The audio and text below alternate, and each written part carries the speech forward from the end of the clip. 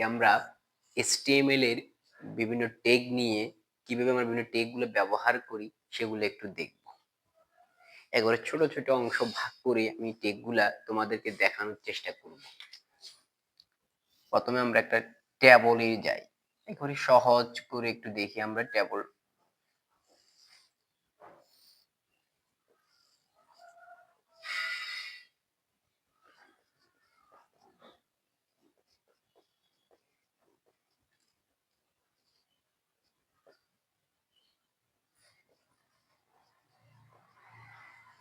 আমাদের কাছে একটা ট্যাবল দেওয়া আছে, রুল নেম, তার নিচে কিছু লেখা আছে, রুল হচ্ছে 101, নাম হচ্ছে রহিম। এই ট্যাবলটা যদি আমরা HTML কোডিং করতে চাই, আমরা এই HTML কোডিংটা করব কিভাবে সেটা আমরা একটু দেখব। HTML কোডিং করার জন্য একটা বেসিক ট্যাগ সব সময় লাগবে। সেই বেসিক ট্যাগটা হচ্ছে HTML বডি। HTML বডি এটা হচ্ছে HTML কোডিং করার একেবারে বেসিক ট্যাগ। এটা সব সময় আমাদেরকে HTML কোডিং করার সময় লিখতে হবে, সেটা হোক ট্যাবল থেকে কিংবা প্যারাগ্রাফ আকারে কোনো লেখা থেকে, যেখান থেকে লিখি না কেন আমরা অবশ্যই HTML বডি এই দুটো বিষয় আমরা অবশ্যই লিখব। এই HTML বডি লেখা হয়ে গেলে এরপরে আমরা যখন আমাদের ট্যাবল থাকবে, আমাদের প্রথম কাজ হবে এই ট্যাবল বর্ডারটা ঠিক করে নেওয়া। কি ঠিক করে নেওয়া? Table border.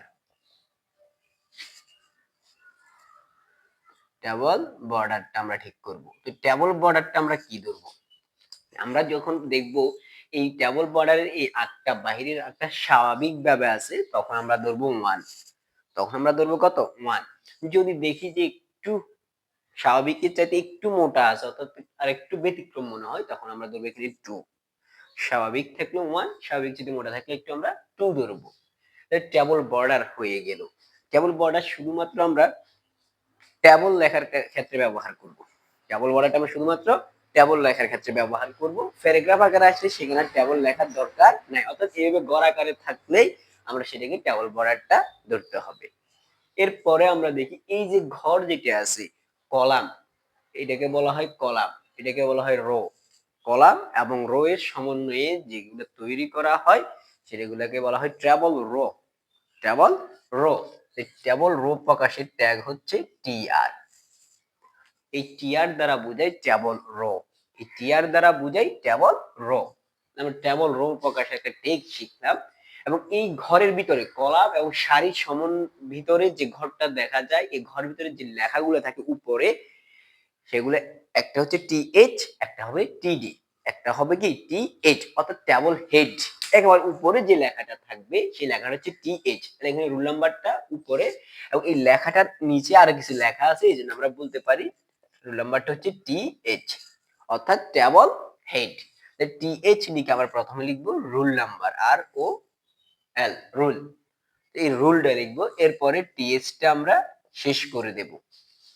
এই টিএইচ ট্যাগ শুরু আছে এবং টিএইচ ট্যাগটা কি আছে? শেষ আছে। টিএইচ যে ট্যাগটা শুরু হয়েছে ওই ট্যাগটাকে যদি শেষ করতে হয়, ওই ট্যাগের আগে একটা স্ল্যাশ চিহ্ন ব্যবহার করতে হয়। এরপরে আবার টিএইচ দিয়ে আমরা লিখতে পারি কি নেম। টিএইচটা আমরা শেষ করে দেব আবার।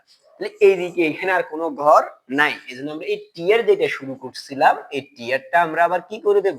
শেষ করে দেব।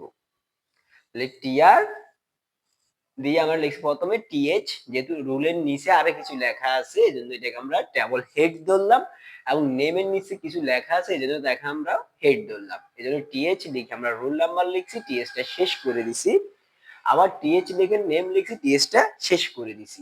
যদি এই শেষ করা না হয়, রোল নাম্বার লেখার পরে যদি টিএইচ লিখছি কিন্তু এই আঁকটা যদি আমরা না দিই, তাহলে এই ঘরের কাজ শেষ হবে না। তখন পরবর্তী যে নেমটা লিখছি সেই নেমটা এখানে ঘর না হয়ে এখানে চলে আসবে। এজন্য আমার টেকটা কি করতে হবে?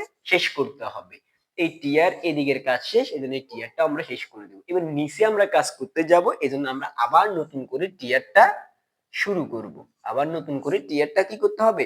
শুরু করতে হবে। এই টিয়ার এর ভেতরে আমরা এবার কি লিখব? কিছুক্ষণ আগে যেটা উপরে ছিল সেটাকে আমরা লিখছিলাম টিএইচ। এখন এটা টিএইচ লেখা যাবে না। এই টিএইচ এর আদলে, টিএইচ এর আন্ডারে যারা থাকবে তারা হবে টিডি। তারা হবে কি? টিডি, অর্থাৎ ট্যাবল ডাটা। Table data.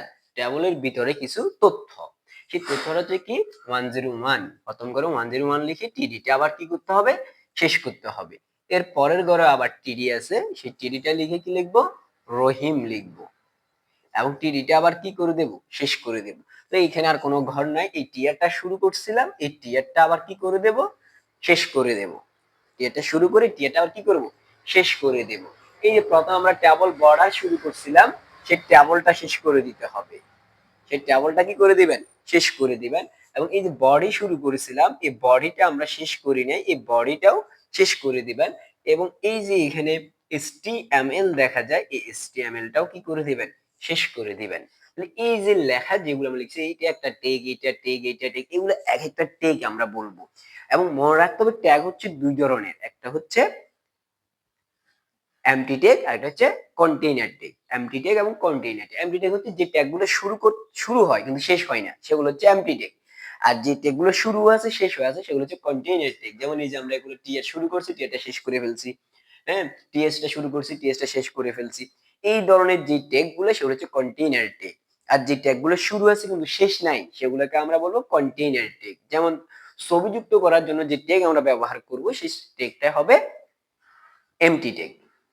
আশা করি প্রথম বিষয়টা তোমরা বুঝতে পারছো।